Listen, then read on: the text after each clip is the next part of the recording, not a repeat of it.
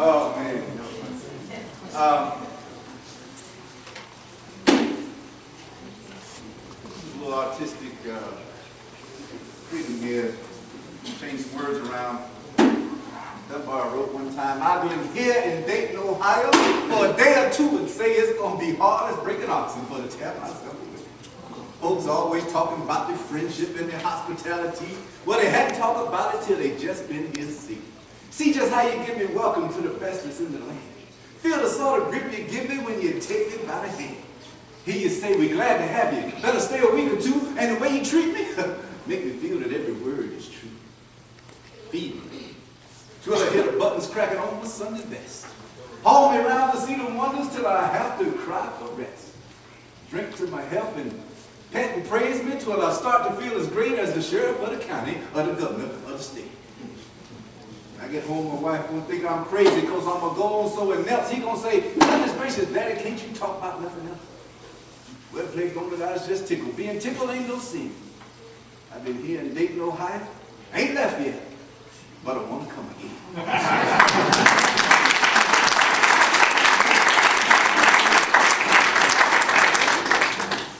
His line was, of course, I've been down in old Kentucky. The mayor left, but she, introduced me and didn't know how to pronounce my name, and that's okay. She can call me anything she wants. She's there. You give certain liberties to certain people, but people do that all the time to me. So I wrote a little poem. I said, some folks call me Mitchell, then they call me Capel. Some call me Mitch Capel, and well, I ain't able to correct the enunciation because you see, I wasn't on the plantation when my surname was given to me. So that's a little poem I did about my name now. Okay, let me do this. Any requests? I wasn't prepared to do anything. Anybody have a Dunbar they would like to hear today? That they just, the rivals.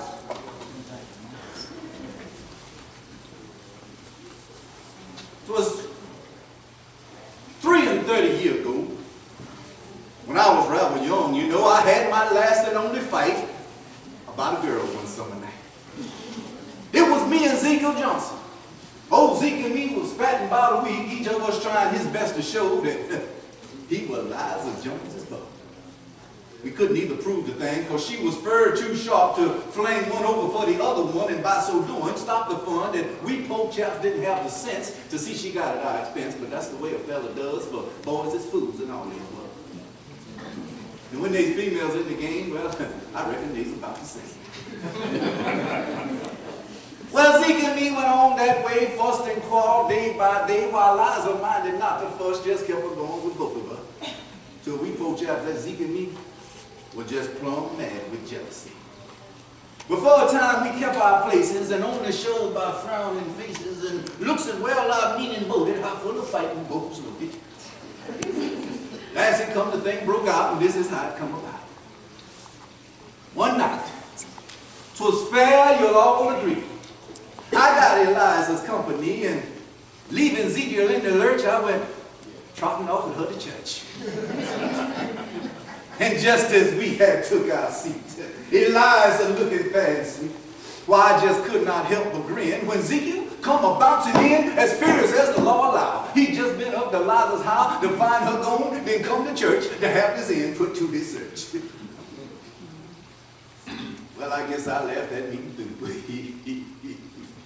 And not a mortal word I knew of what that preacher preached or read or what that choir sung or said. Because every time I turned my head, I couldn't scarcely help but see Ezekiel had his eye on me. And he just sort of turned and twist and grind his teeth and shake his fist. I laugh a lot. The whole church seen us know that something was between us. Well, meeting out, we started home. I saw the feeling what would come. We just got out, went up step Zeke and said, excuse me, but I want to speak to you.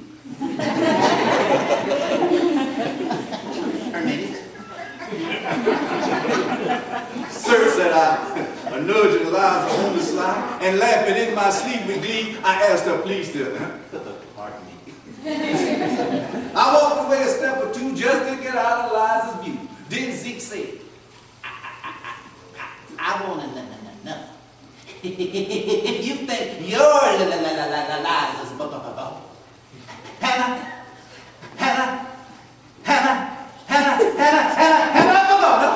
let her go home with such a chump as you. And I said, Bo, you better I do. Then Ezekiel sneered and said that he did not want to hinder me. But then he allowed the gal was his, and that he guessed he know his business. And that he wasn't fair to all my kin, but all my friends and chums thrown in. Now some other thing he mentioned there.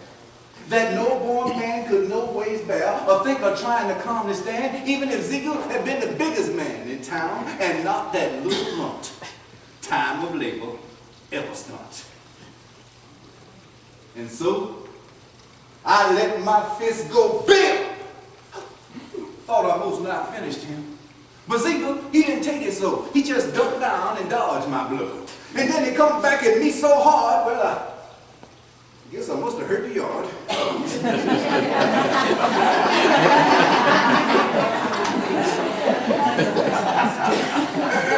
Beneath the grass plot where I fell, and sakes alive, it hit me. Well, it wouldn't have been so bad, you see, but that boy just kept on hitting me. And I hit back and kicked and pawed, but it seemed to mostly air I clawed.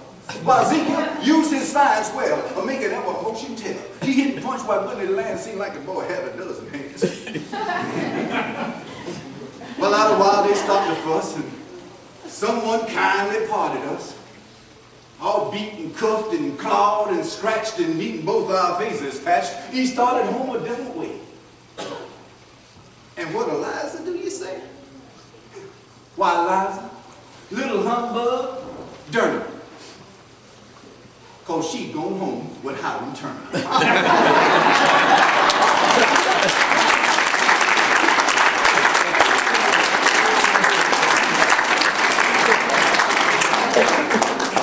I memorized that poem in 1991. I was on a program with Muhammad Ali. And I had to figure out a way to bring Dunbar in there. And what I did was, prior to telling that poem, I said that I told everybody that me and Ali grew up together. His nickname was Zeke. So I told a little story about him, and I told him that was his first fight. I was busy. So any more? Anything else? We wear the mask. We wear The mask. the mask. Yes. The grins and lies. It hides our cheeks and shades our eyes, this debt we pay to humankind. With torn and bleeding hearts, we smile and mouth with myriad certainty. Why should the world be overwise in counting all our tears inside? Nay, let them only see us while we laugh. We smile. But oh, great Christ, our cries to thee from tortured souls arise. We sing, lift every voice and sing, but oh, the clay is vile beneath our feet and long the mile. But let the world dream otherwise. We wear the mask.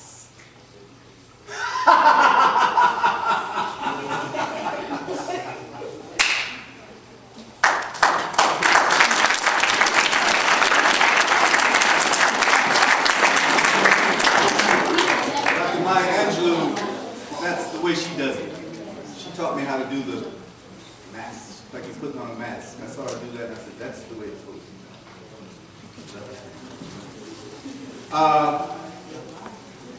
Jump back, honey. When I hold my hand like this, y'all say, jump back, honey, jump back. Let's try it. You ready? Jump back, honey, jump back. I like it again. Jump back, honey, jump back. Seen my lady at home last night. Jump back, honey, jump back. Held her hand and I squeezed it tight. Jump back, honey, jump back. Heard her sigh, a little sigh. Jump back, honey. Seen a light gleam from her eye and a smile go flitting by. Jump back, honey, jump back. Heard the wind blow through the pines. Jump back, honey, jump back. Mockingbird was a singing fine. Jump back, honey, jump back. And my heart was beating so when I reached my lady's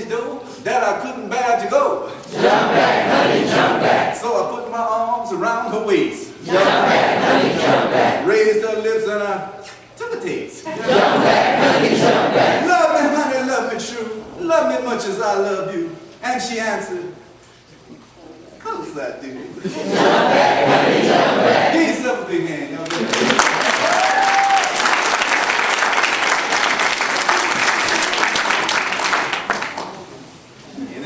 Anything else?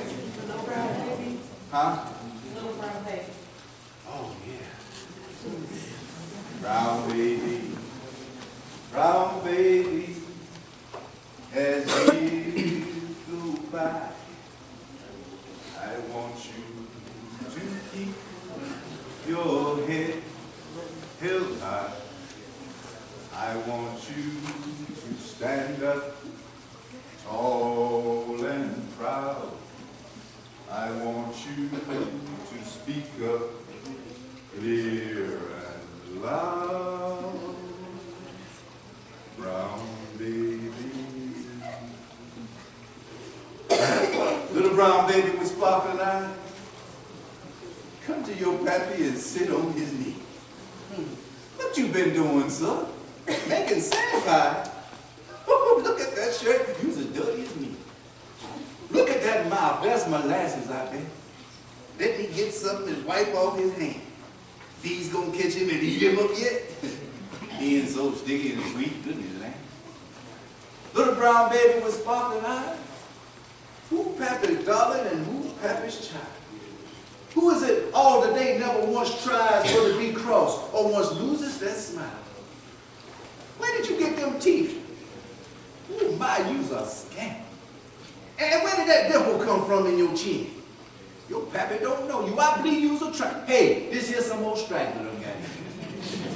Let's throw him out the door in the sand. We don't want no straggler laying around here. Let's give him way to the big booger man. I know he laying around here right now. Booger man, come in the door. Here's a bad boy you can have for to eat. Me and his mama don't want him no more. Swallow him down from his head to his feet. Oh, I thought you hugged me up close. Go away, old booger, you shan't have this here bone. He ain't no scamp or no straggler coat. He granddaddy partner and playmate joint. Come to your pallet now. Go to your rest. Wish you could always know ease and clear sky. Wish you could stay just a child on my breast. Good brown baby. With smile.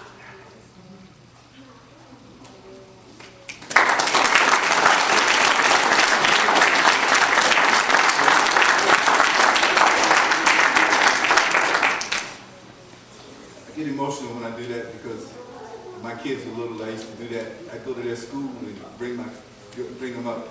Then as they got older, they were like, "Daddy, don't bring me up in there."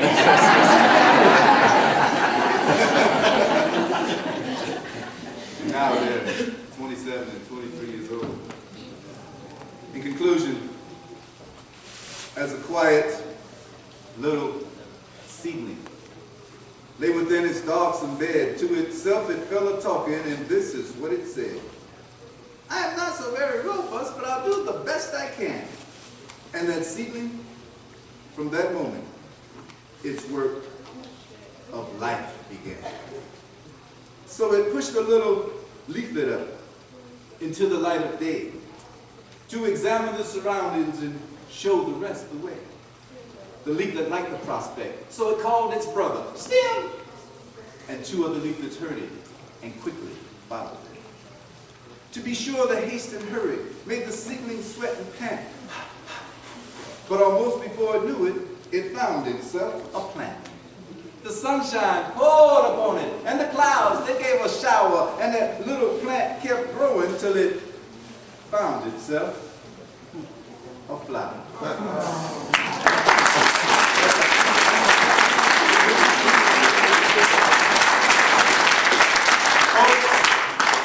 Be like the little seedling. Always do the best you can. Everyone must share life's labors, be you child, woman, or man. And the sun and rain will help you through life's lonesome struggling hours.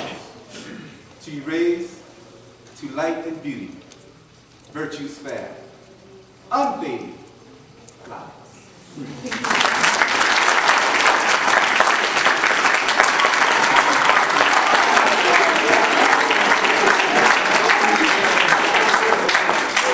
Tonight, if you come out tonight, please do, and please do. We got good food, we got good fun, we got entertainment. Y'all come out tonight. It is my pleasure and honor to introduce someone to you today whom I just met, but seem like I've known forever. The brother called and said he heard about the occasion and he wanted to come, and man, I just read his card. It does say the spirit of. I didn't know that when I was talking about him today at the grave site, but let's have be addressed by the spirit of Frederick Douglass, all the way from Nicholsville, Kentucky, Michael E. Crutcher, Sr.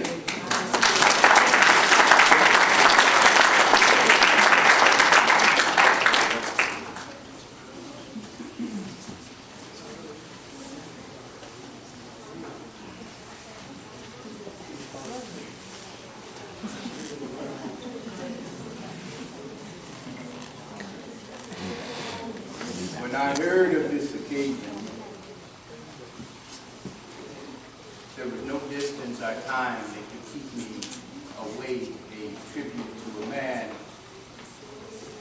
who paid me the greatest tribute of all. He wrote a poem about Frederick Douglass, and the last chapter of that poem, he spoke of the spirit of Frederick Douglass will be nigh. Paul Laurence Dunbar, the spirit of Frederick Douglass, you proved to be a prophet. I am almost, believe it or not, speechless now, but I would like to not only pay tribute to Paul Laurence Dunbar, but to his loving parents, his father, who was a member of the 55th of Massachusetts. My two sons, Louis and Charles, were members of the 54th Massachusetts. I would also like to pay tribute to his loving, hard-working mother. For the young people here, I think I might give you a brief lesson in history. Being born the slave that I was, I feel as if I am qualified to do that. So we'll go back a little bit and come up to the time when Paul Laurence Dunbar was in peril. You see, when I pleaded with our nation's leaders to end the brutal, ungodly institution of slavery, my pleas fell upon deaf ears of our leaders. When they said there was a Negro problem, I said there is no Negro problem. The problem is your unwillingness to live up to your own Constitution. When they said the solution to the problem is colonization, I said no, because we are here and we are here to stay. And when that first cannonball shattered the walls of Fort Sumter, I predicted then that the war would not be entirely fought by white alone. And my prediction proved to be correct. When the generals cried out Men, men, give us men. I ask our nation, why would you fight the rebels with one hand tied behind your back?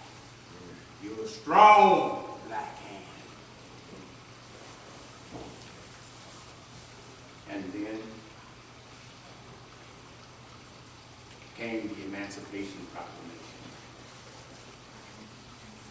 President Lincoln opened the Union forces to African Americans. And I said, once let the black man get upon his person the brass letters U.S. Let him get an eagle on his button, a musket on his shoulder, and bullets in his pocket. And there is no power that can deny that he has earned citizenship